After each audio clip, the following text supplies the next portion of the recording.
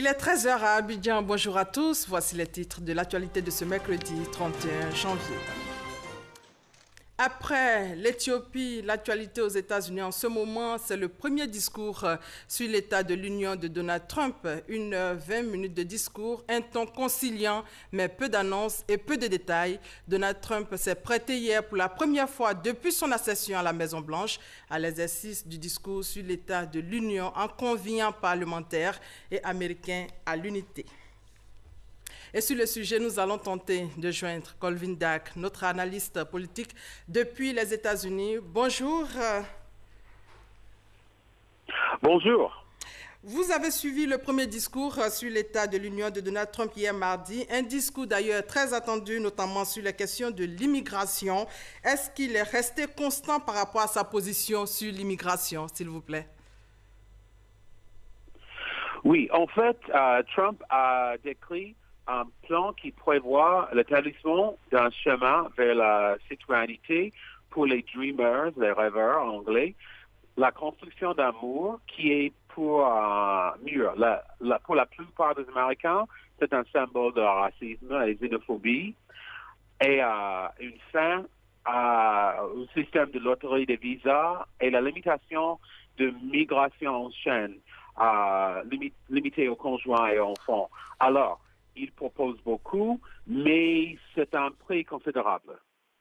Un cheminement vers la citoyenneté, en quoi cela va-t-il consister? C'est-à-dire, c'est pas tout à fait clair, mais pour les gens qui sont ici, je crois que c'est entre 16 et 36 ans. Ils ont un chemin pour la citoyenneté entre 10 et 12 ans.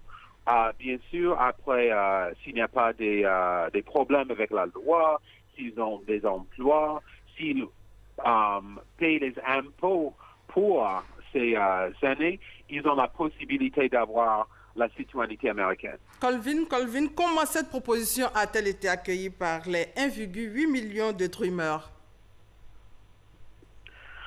En fait, c'était avec un mélange d'optimisme et de scepticisme.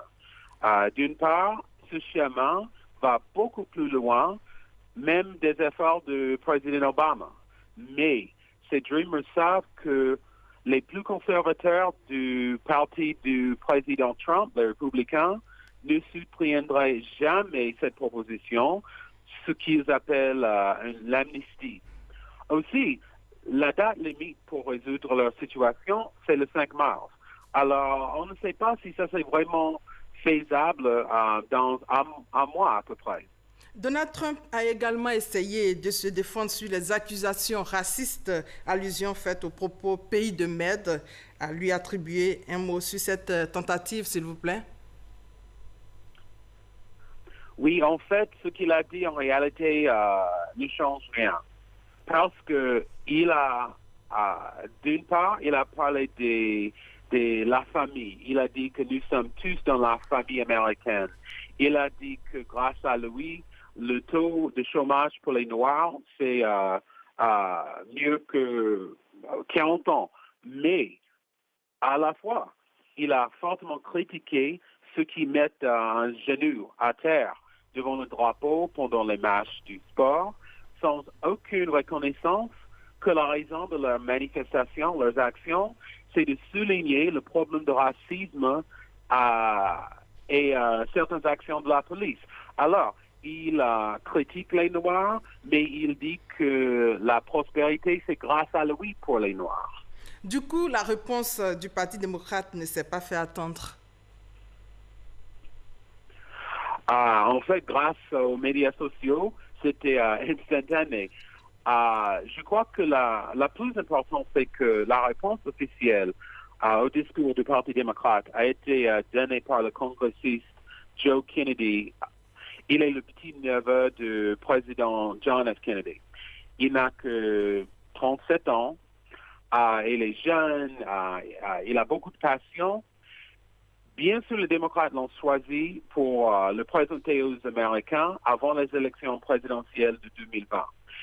C'est une décision stratégique et sage parce que les leaders du Parti démocrate maintenant sont vieux.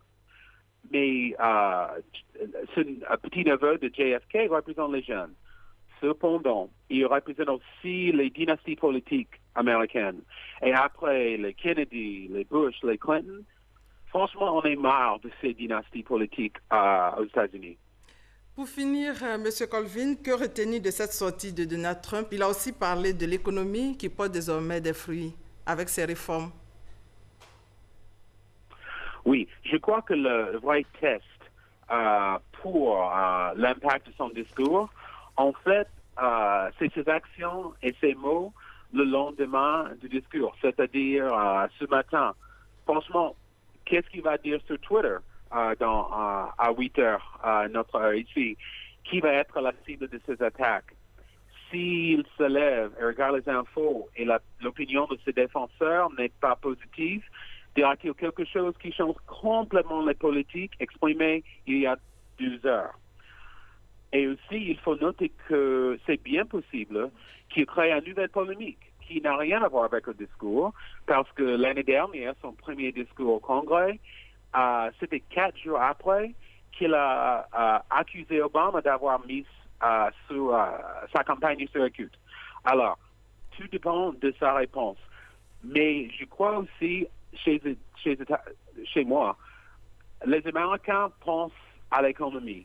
Il y a une expression qui dit que c'est l'économie stupide, c'est-à-dire n'importe quoi le problème, si l'économie est forte, les Américains soutiennent le président.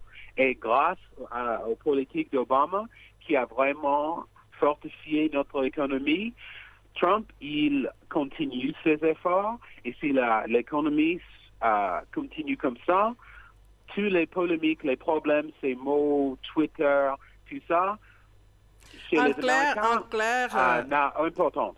En clair, Trump s'essaie à nouveau à l'unité. Merci Colvin Dyke, analyste politique avec qui on a échangé sur le premier discours de Trump concernant l'état de l'Union. Merci pour votre contribution. Et merci beaucoup.